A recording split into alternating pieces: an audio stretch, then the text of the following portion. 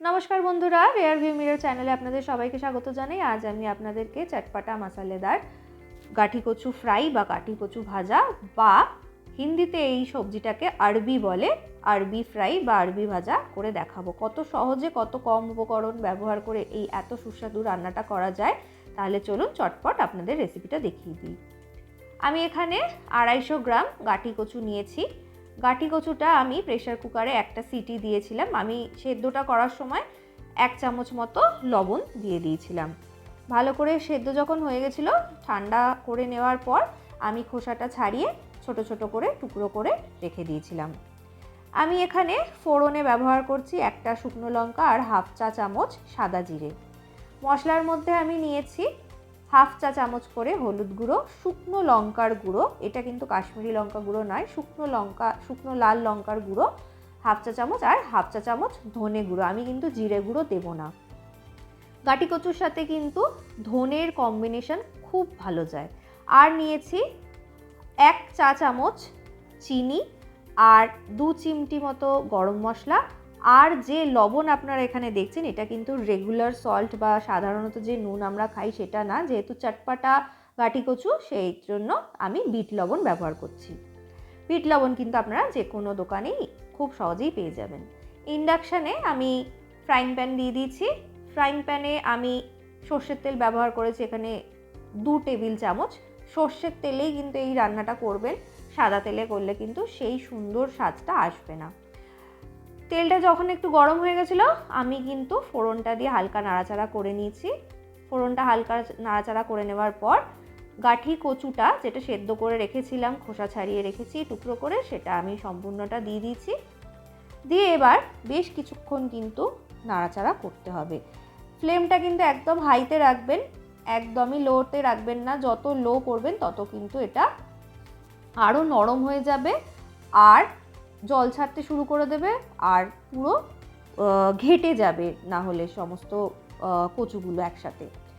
বেশ কিছুক্ষণ নাড়াচাড়া করার পর যখন ভাজা ভাজা হয়ে যাবে, তখন এক এক করে সমস্ত উপকরণগুলো আমি এর মধ্যে দিয়ে দেব।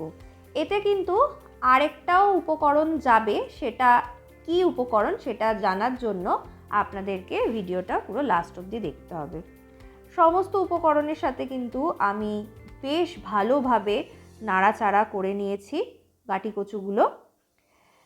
গাঠি কচু খাওয়া কিন্তু শরীরের পক্ষে ভীষণ উপকারী। আমার কিন্তু মোটামুটি প্রায় শেষের দিকে রান্না।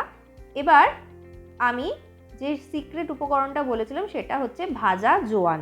শুকনো খোলায় 1 চামচের মতো জোয়ান আমি একটু হালকা নেড়ে নিয়েছিলাম। তারপর সেই জোয়ানটা 2 হাতের তালুতে ভালোভাবে ঘষে নিয়ে ডলে নিয়ে আমি এই মশলা মাখানো যে গাঠি কচুর ভাজাটা রয়েছে তার উপরে দিয়ে দিলাম।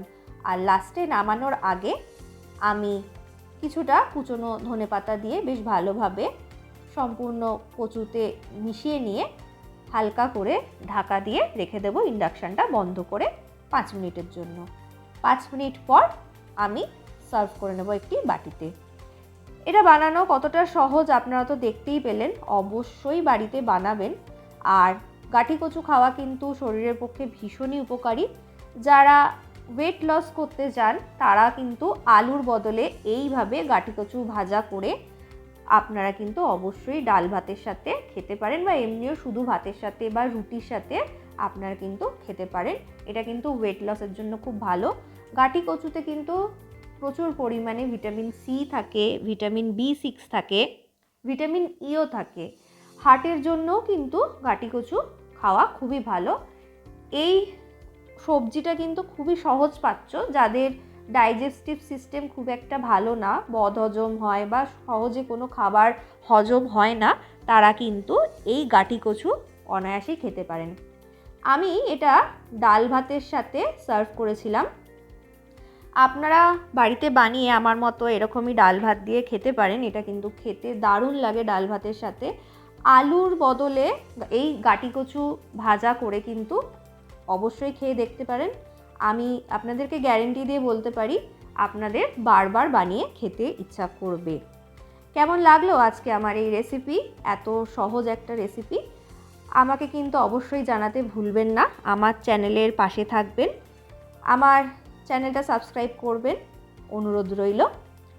খুব ভালো থাকবেন, সুস্থ থাকবেন। ধন্যবাদ।